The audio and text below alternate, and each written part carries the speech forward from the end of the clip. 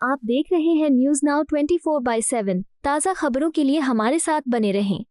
Congress party के CWC member और media head पवन खेरा के पास दो EPIC कार्ड्स मिले।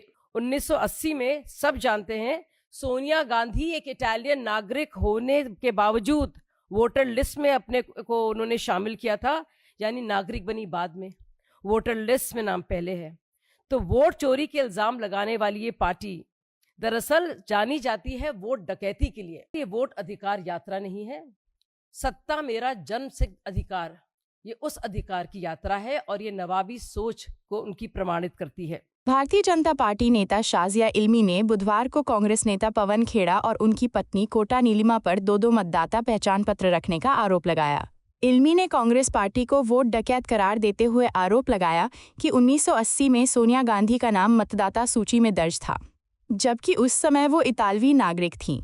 प्रेस कॉन्फ्रेंस में बोलते हुए शाजिया इल्मी ने कहा, कांग्रेस पार्टी CWC सदस्य पवन खेड़ा के पास 2 EPIC कार्ड हैं और उनकी पत्नी कोटा नीलिमा, जो तेलंगाना के 60 खैरताबाद विधानसभा क्षेत्र से 2023 के चुनावों में उम्मीदवार थीं, के पास भी 2 EPIC कार्ड हैं। उन्होंने आगे कहा, हालांकि ये असामान्य नहीं है।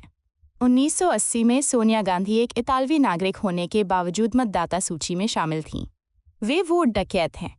राहुल गांधी भारत की आम जनता को दोषी ठहराते हैं, लेकिन जब बात अपनी कोर टीम की आती है तो चुप रहते हैं। कांग्रेस पार्टी जो अपने को मोहब्बत की दुकान कहती है, दरअसल सिर्फ और सिर्फ फर्जीवाड़े और फरेब का बाजार है। कांग्रेस पार्टी के CWC मेंबर और मीडिया हेड पवन खेरा के पास दो EPIC कार्ड्स मिले। अब उनकी पत्नी कोटा नीलिमा, जो 2023 में 60 खैराबाद विधानसभा तेलंगाना में उम्मीदवार थी, उनके पास भी दो EPIC कार्ड्स मिले हैं, यानी कि दो वोटर कार्ड्स मिले हैं। डिटेल साफ है। 2023 एफिडेविट और वोटर रोल, नाम कोटा नीलिमा, पति का नाम पवन खेरा, EPIC number TDZ 2666014, assembly 60 Khairatabad, part number 214, serial number 314। 2025 में ही यही EPIC नंबर अभी भी एक्टिव है, बल्कि उसमें भी पार्ट बदल जाता है। तो EPIC नंबर वही रहता है, असेंबली 60 खैरताबाद रहती है, पार्ट नंबर अब 2014 से 204 हो जाता है, और जो सीरियल नंबर है वो 314 से 752 हो जाता है।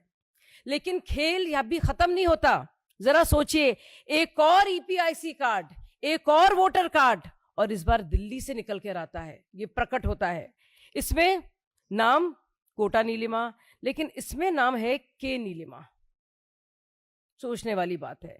और जो एफिडेविट वाला है उसमें कोटा नीलिमा, पति का नाम पवन खेरा, इसका EPIC नंबर है SZE 0755975, पूरी तरह से अलग। Assembly 40 new Delhi, part number 78, serial number 821। तो ये मैं पूछना चाहती हूं, चाहे ये बात हो आपके नजदीकियों की या फिर बिहार में तेजस्वी यादव की, जिनको ऐसी मुंह की खानी पड़ी थी जब उनके प्रेस कॉन्फ्रेंस के ठीक बाद उन्हीं के दो EPIC कार्ड्स मिले थे। और वैसे दास्तान कोई नई नहीं है। 1980 में सब जानते हैं सोनिया गांधी एक इटालियन नागरिक होने के बावजूद वोटर लिस्ट में अपने को उन्होंने शामिल किया था, यानी नागरिक बनी बाद में, वोटर लिस्ट में नाम पहले है। तो वोट चोरी के इल्जाम लगाने वाली ये पार्टी दरअसल जानी जाती है वोट डकैती के लिए। और ये वोट डकैती किस तरह से होती थी EVM आने से पहले कश्मीर और बिहार में, इससे पूरा देश वाकिफ है। और सोचिए, राहुल गांधी जी से एक सवाल है कि आप आम लोगों पर तो लांछन लगाते हैं, उंगली उठाते हैं, लेकिन अपनी कोर टीम की जो दोहरी पहचान है उसमें चुप हो जाते हैं। क्या होता है आपके खोजी पत्रकार का? आपके अंदर का खोजी पत्रकार तब तो जाग जाता है जब आप बात करते हैं एक बुजुर्ग महिला की, शकुना रानी की, आदित्य श्रीवास्तव की, गुरकीरत सिंह डैंग की, तब उसमें खूब झूठ बोलते हैं और हलफनामा भी नहीं देते। लेकिन आप देखिए, जब बात होती है बिहार में आपके दावों की, चाहे वो अमन कुमार हो, मिंटा देवी हो, सुबोध कुमार हो, और जब वो दावे झूठे निकलते हैं तो आपकी सिट्टी पिट्टी गुम हो जाती है।